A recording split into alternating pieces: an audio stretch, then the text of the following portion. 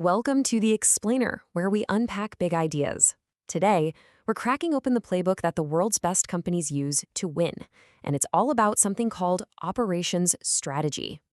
I mean, it's a great question, right? You see two companies that seem so similar, but one just takes off while the other struggles.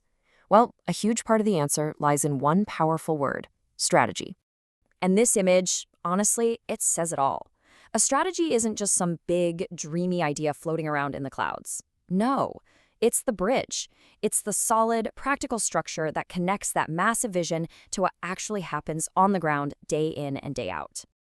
Okay, so to really get how that bridge gets built, we need to be super clear on what we even mean by strategy in the first place. Think of it like this. It's not just a map.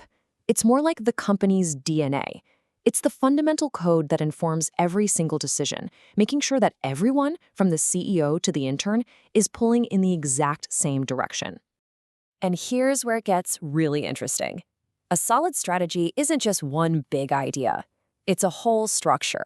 You can almost picture it like a temple, built on four absolutely essential pillars that give it all its strength.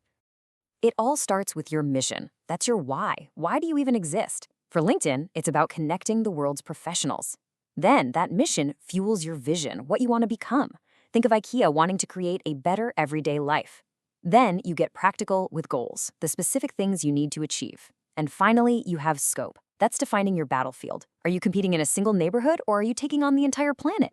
Okay, so now let's see how these pillars start to build on each other. Because here's the thing, strategy isn't some flat document you read once. It works on different levels, stacked together, kind of like a pyramid. And this pyramid visualizes it perfectly. You've got these three distinct layers, and the real magic is how they all talk to each other. The big decisions made at the very top have to cascade all the way down, guiding every single action at the base. It's all connected. So way up at the top, you have the corporate level. This is the 30,000-foot view, asking, what game should we even be playing? Then you drop down to the business level, which gets more tactical. Okay, how do we actually win in this specific market? And finally, you hit the functional level. This is the foundation, where the strategy gets real through the everyday work of marketing, finance, and, well, operations.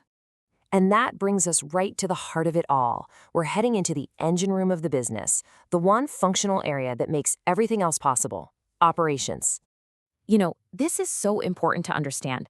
Operations isn't some boring back office thing about spreadsheets and logistics. As this quote says, it is the engine. It's what actually creates the product and delivers the value to the customer. It's literally what makes the company go. So that's what operations strategy is. It's the master translator. It takes that big, ambitious business vision from the top of the pyramid and turns it into a concrete, actionable plan for how to physically make the thing and get it into a customer's hands. So the million-dollar question is, how did the best companies in the world use their operations strategy to totally dominate their industries? Well, a smart operations strategy lets a company choose its unique path to victory. And when you boil it all down, there are really three classic ways to win the game. First, you can go for cost leadership. This is the Ryanair model. Be the absolute cheapest, no frills. The catch? Your operations have to be unbelievably efficient because your profit margins are paper thin. Or you can take the opposite path, differentiation. This is Apple. You create something so unique, so superior, that people will line up and pay a premium for it. The challenge here is you have to keep innovating, constantly. And finally, you can focus. You pick a small, specific niche, like a local organic shop, and you become the absolute best at serving just them. The risk? A bigger fish might notice your pond and decide to jump in. Right, so once a company picks its lane, are we going to be the cheapest, the coolest, or the most specialized? How does that high-level choice actually translate into real-world action? Well, it all comes down to a few core operational decisions.